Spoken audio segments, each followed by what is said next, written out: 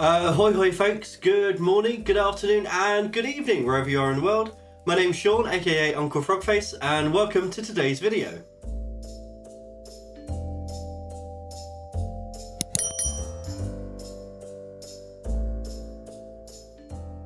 If you're new here, then welcome. If you're not new, then welcome back.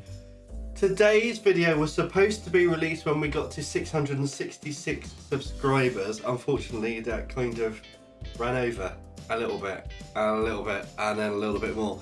So we're nearly at 766 now, but let's just pretend 666 subscribers. Thank you very much. So we are doing something demonic, and we're going back to something that I really enjoy, and just doing an acrylic painting. Actually, probably one of the largest acrylic paintings I've done in years. So it's a 60 by 80 centimeter canvas, which is about 22 by 32 inches, I think. But yeah, it's a big one, which means I couldn't actually paint it in the studio because there's not quite enough space in here for me to work on a project over several days. Hopefully that'll be changing soon. So I've gone to what we affectionately call the blue room to paint in there. So the rest is going to be time lapse, and I will catch you at the end when I will show you finally the finished piece. So I've actually gone and bought myself some Liquitex paint. It's just the basic, but it's a little bit better than the really cheap paint I was using before. And I'm just using some neutral grey to tone this canvas, and some of the blue as well. I forget which, it might be the cobalt blue. But I just wanted a nice tone, and actually I wanted to move away from a kind of earthy tone texture to something a little bit different, because this is what I want to show through in the shadows as well. So what are we doing today, I hear you ask? I said I wanted to do something creepy, something demonic. So I am a huge horror movie fan. As most of you know, I'm also a horror author. So I wanted to do something from a horror movie. I decided to do Valak the Nun from the Conjuring universe. So I've kind of got interesting ties with this character, because this obviously is from the Conjuring 2 and then on for the Nun, and I think the Nun 2 is coming out as well. But I actually have ties to the Enfield haunting, which is what the story of Conjuring 2 is based on. So now that the canvas is dry, by the way, I'm just going in with a standard pencil and roughing out what I want to paint. I've really fallen in love with sketching on canvases. I think it's a really fun thing to do. I was very mindful of this as well, of taking photos on my camera and flipping it so that I could check both sides and make sure it all worked. So just a little tip for you if you are doing any kind of big artwork: take pictures of it, flip it, make sure everything marries up, because you can always make changes. This is our sketch finished, and I'm going to go in and just start laying down base colours in the face, and I want a kind of slightly yellowy green base colour. It looks very bright here, but it has got a hint of green in it, and that works with the blue of the shadows as well. So yeah, my ties with the Enfield haunting. So I grew up on Brimstone Avenue, which is the next road over from Green Street, which is where the Enfield haunting was. My dad, when he was working as a taxi driver, actually took the family to appointments, so got to know them fairly well. One of our family members was actually the lollipop lady, Hazel, who was interviewed in all of the TV programs and news articles and all sorts, seeing things happening. So I've kind of got family ties to it, but I have personal ones as well. So I'm a big believer in the supernatural. I don't think you can be a horror writer and not believe in the supernatural. But this particular incident happened to me when I was 16. So my first real boyfriend,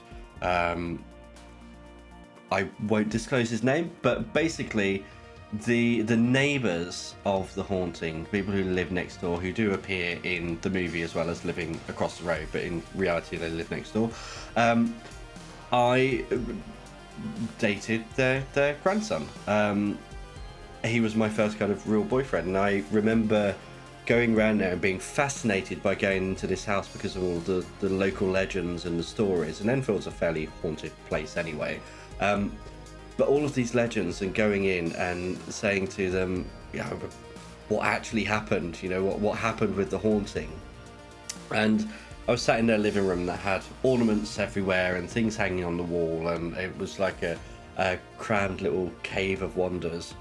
And the grandfather just turned to me and said, "Oh, we don't talk about that." And as he said, "We don't talk about that," a copper pot flew off the wall. It didn't just drop. I mean, it landed 6 feet away from the wall. And he just looked at me and said, "And that's why." And it was terrifying, and I loved it. It was like thrilling. But yeah, so that's my connection to the Enfield haunting. So once I did the base layers of the face, I've gone in with a very, very watered down black and blue, and I'm just kind of laying in some shadows, then some of the black in the background, then all the black of her habit and her costume, and you can see it's now starting to pull together and starting to have some form. And this painting, I don't mind telling you, took hours. So you'll know if you follow the channel, and if you follow me on Instagram or Twitter or anywhere else, links for those are down below. But I work very quickly because of many years of disability. I just naturally have got into this habit of painting and drawing and sculpting very, very quickly.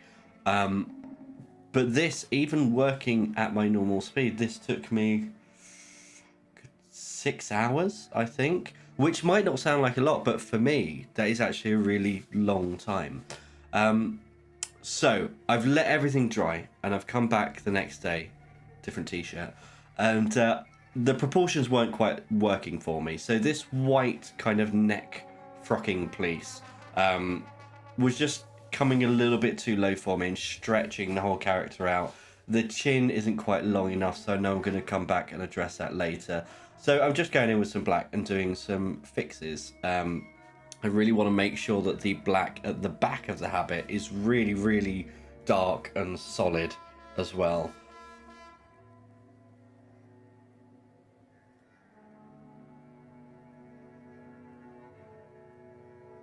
This whole background area is looking very loose at the moment. I want it to have some colour in there as well. So first of all, we need to darken up the dark bits and really get that black working. And I didn't want to go too heavy-handed with the paint, so I am working in layers. And actually what that does when working with any paint, but particularly acrylic, is it adds a certain amount of vibrancy to the colour. So rather than just laying down flat, here it is from the tube on the canvas, lay down a base that's kind of loose and light, then something a little bit darker, then something a little bit more saturated, and it gives some luminosity and some real vibrance to the colour. So that's what I wanted to do here. You can see I'm going for a red in the background because the movies, the James Wan movies, so Insidious and The Conjuring and The Nun and all of those movies, they actually have a colour language within the movies. A red usually represents the spirit world and things that are kind of malevolent and not to be trifled with. So I wanted to go for red in the background here. Now I'm using some more of that neutral grey, and I'm working out these shadows on the white parts of the habit. So there's very little of this painting that is actually going to be white. There's just a few highlights at the very, very end. Everything else that's white is almost like parchment coloured, or it's slightly tinted with blue, or it's got some grey in it, just to give a little bit of variety and a little bit of depth. And I'm really interested in how this white piece that looks like just a solid piece of white actually has quite a lot of texture in it. Like, it's very stiff at the front, but all around the neck it's got a lot of creases. Same for this band across the top of the head that then the habit hood pins into. There's actually quite a lot of texture there, so I was having fun exploring that and just working with different tones. So here I've just added a little bit of blue and a tiny dot of black just to darken this up, and then means I can build in more shadows. And this whole thing is a push and pull. So I'll go lighter, then I'll go a bit darker, then I'll go lighter and a bit darker. I'm thinking about the color temperatures that I'm using as well. So I end up using a little bit more blue on the white bits of the habit. Laying in shadows with a very watered down blue as well. Here you can see I'm laying in more of that red, and it just has a bit more of a pop to it with the underpainting as well. And I will carry on building this as we go. So as I said, this was for 666 subscribers. I think at time of recording this voiceover, we're on 766 subscribers. So only 100 out. What's 100 subscribers between friends? I also said that I was going to do a giveaway, but I'm also doing a giveaway at 1,000 subscribers, and I'm kind of torn at the moment. So I'd like you to comment down below. Would you like me to run a giveaway now in conjunction with this piece of artwork, or do you want me to wait until we get to 1,000 subscribers and do a much bigger giveaway? Let me know your thoughts, because I'm happy either way. You know, I'm very easily led, so just tell me what you'd prefer and we'll go with that. Now that we've got most of the habit in, at least the base parts that I wanted to get in, it's time to go back onto the face. So we've done the midtones, we've done the shadows, we've done a couple of highlights. Now we're coming in with some more extreme highlights, so really starting to flesh this character out. You'll notice as well, I use my fingers a lot when I'm painting. I kind of dab where I want the paint to be, and then I blend out a lot of edges with my fingers. It's just the way I paint, and I do this. You'll have seen this when I do scrawler box and things, and there are acrylics in there. I'm a messy person when I'm painting. I actually have, whenever I'm painting, I have a packet of wipes, like baby wipes, at all times, just so I can wipe my hands. Because it saves me having to go and wash them and then dry them, and I can just carry on working as I go. Also, baby wipes quite good at picking up paint that you've just laid down if you put it in the wrong area. So it's quite a nice little tool just to pull out any paint that you want to. So it's almost like an eraser for wet paint. So yeah, again, I'm just building the structure of the face. So lights, darks, light, darks, light, darks, and it just builds on the midtones that we've already got. So back to the habits, and we're getting the highlights on this section now. So we've got that little band going across, and of course the light's going to catch just the lip of that band as well, so popping that in as well. And we've got quite a large area on the chest here for this to be painted. This isn't white, it's kind of off-white, but to get this color all in. So I'm being very geometric at the start, and then again using my fingers and dry brushes and all sorts, and just blending stuff out, but really playing with those textures in the folds of the neck and this kind of crease coming down. Really enjoyed this. It was really, really fun. And again, the lip of this section is also going to catch the light, so just making sure that that is put in as well. And you'll see as it works, actually the midtones and the shadows get pushed back, and then they come in a bit more, and then they get pushed back, and then they come in a little bit more. It's kind of a constant battle, or at least I think it is, constant battle when you're painting, like push and pull and compromising, and just feeling the painting work rather than having anything set and this is exactly what I'm going to do. I think that way leads boredom. I think it's much nicer to have a little bit of unexpected in your paintings as well.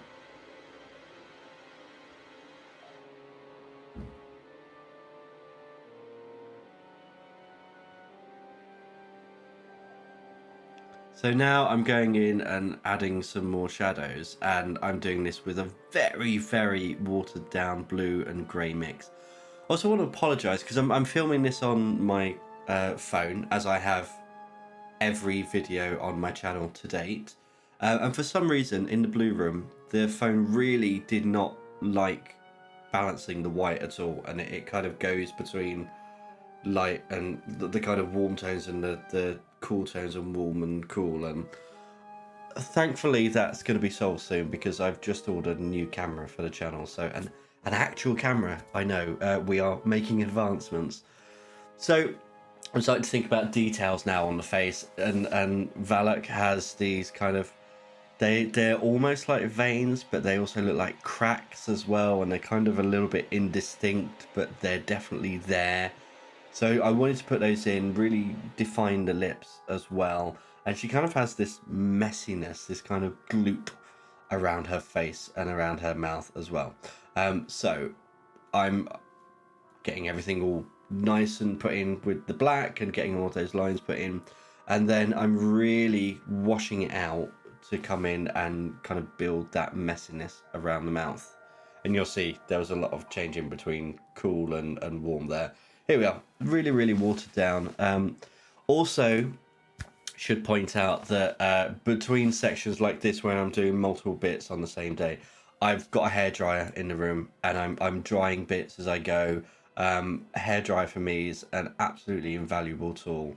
It just saves me so much time and really allows me to get on with the painting. So this is kind of the lightest light now, I think, on the habit section, and this is almost completely white, not quite there, and I'm just adding in a few highlights.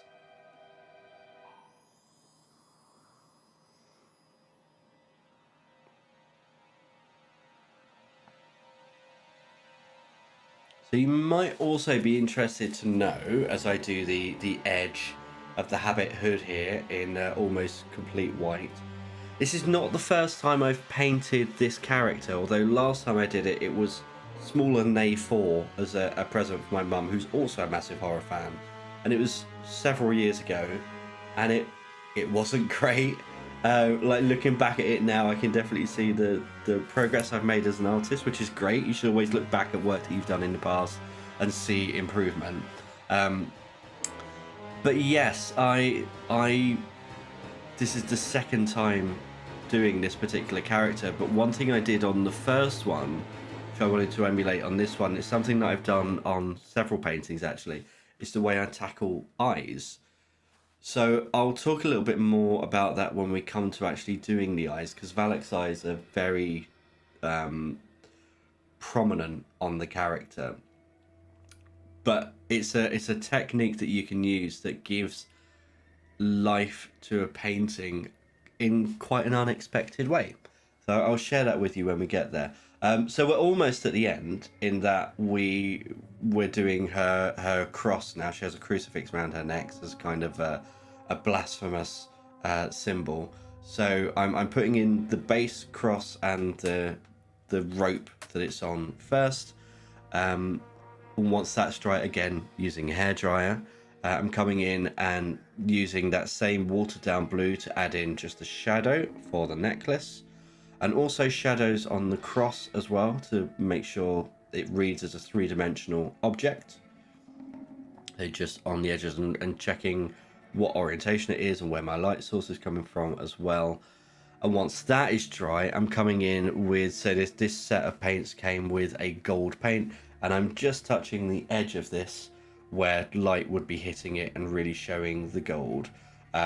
Something else I do with this as well is the whole painting is going to be varnished with a matte varnish, except the cross and the eyes, to give a little bit of wetness or glistening.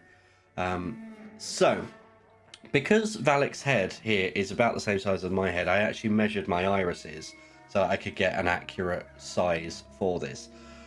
And what I'm doing here is I'm using a very watered down yellow. So you can do this with whatever colour your character's eyes are, and you can see I'm drying it between passes as well.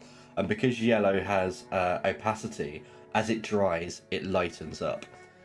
But I'm laying in the whole circle of the iris in my base colour. Then I'm doing this in light washes. I'm coming in and I'm doing almost the whole eye, but missing out the top and then lightly blending. And when I've done that, I'll lay in the next layer. So as we're going down the eye, the bottom of the eye is getting more saturated and more filled. And what this does is it replicates what an iris actually is. So an iris is an inverted cone. So it's almost like a cone that goes into the eye to filter light in. And when light hits it, it almost does the opposite of what happens on the eyeball. So the ball itself, I should do a tutorial on this, I think, separately. The ball itself is lit from the top, but the iris is lit from the bottom. That's where the light catches. So that's where, if you paint with this technique and kind of wash the colours in so that you've got the most saturation at the bottom, particularly if you've got a dark surrounding to the eye and shadow, then what happens is in low light situations you just see the bottom part of the eye, but in highlight situations you see the whole iris and it looks like the character is staring violently at you. And then in low light it looks quite menacing because you're just seeing the bottom of the eye. I also ventured away from the Liquitex paints here because I bought myself some Daler Rowney fluorescent paint. There's a small amount of fluorescent paint in the very brightest yellow of the eye, which I'm just popping in right now. Just again to make it pop and give a little bit of variety and to add to that kind of light being caught in the iris. And I also use a very small amount of fluorescent red around the outside and of the pupil and the iris to give that kind of flecking that you get on eyes as well. Okay, are you ready? Oof. She's actually life-size and quite terrifying. Actually, terrifying enough that this has prompted something else. So, Andrew is so disturbed by her that he won't allow me to keep her in the house.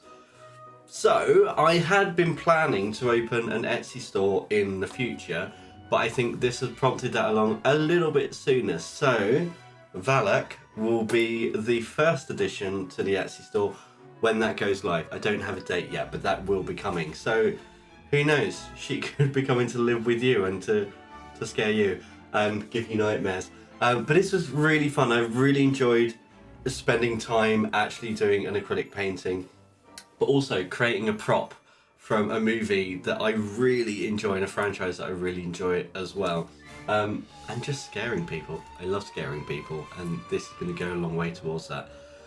As always, I really hope you've enjoyed today's video, and until next time, goodbye.